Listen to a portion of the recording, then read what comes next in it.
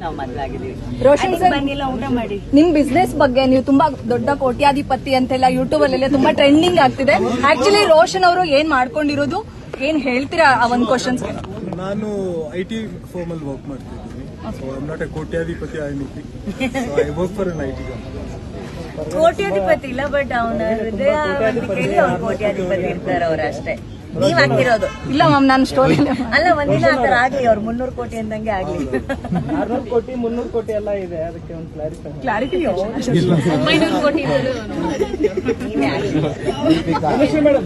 ಇವರೇ ಹಾಕ್ಬಿಟ್ಟು ಒಂದು ಕ್ಷಣನ ಹೆಂಗೆ ಎಂಜಾಯ್ ಮಾಡಿದ್ರಿ, ಜೊತೆಗೆ ಭಾವುಕ ಕ್ಷಣಕ್ಕೂ ಒಳಗಾದ್ರಿ. ಅಂದ್ರೆ ಮದ್ವೆ ಅನ್ನೋದು ಎಲ್ಲಾ ಹೆಣ್ಣಿನ ಒಂದು ಕನಸು ಅಲ್ವಾ ಸರ್? ಆ ಕನಸು ಇವತ್ತು ಬಹಳ ತಡವಾಗಿದ್ರು ಕೂಡ ಸರಿಯಾದ ವ್ಯಕ್ತಿ ಜೊತೆ ಆಗೋದು ಬಹಳ ಇಂಪಾರ್ಟೆಂಟ್.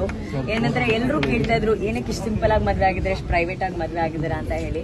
ನಾವು ಮದ್ವೆ ಹೇಗ್ ಆಗ್ತೀವಿ ಅನ್ನೋದು ಇಂಪಾರ್ಟೆಂಟ್ ಅಲ್ಲ, ಆ ಮದುವೆಯಲ್ಲಿ ನಾವಿಬ್ರು ಹೇಗ್ ಬದುಕ್ತೀವಿ ಅನ್ನೋದು ಬಹಳ ಇಂಪಾರ್ಟೆಂಟ್.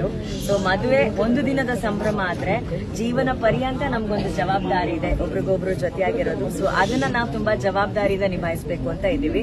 ಸೊ ಅದಕ್ಕೆ ನೀವೆಲ್ಲರೂ ಬಂದು ಆಶೀರ್ವಾದ ಮಾಡೋದಕ್ಕೆ ತುಂಬಾ ಹೃದಯದ ಧನ್ಯವಾದಗಳು. ಮತ್ತೆ ವೇದಿಕೆಗಳಲ್ಲಿ, ಇವೆಂಟ್ಗಳಲ್ಲಿ ನೀವು ಭೇಟಿ ಮಾಡೋಣ, ಬನ್ನಿ ಊಟ ಮಾಡೋಣ. ಈಗ ಏಕಾಂಗಿ ನಿರೂಪಣೆಗೆ ಬ್ರೇಕ್ ಹಾಕಿ ಹೊಸ ಮನ್ವಂತರ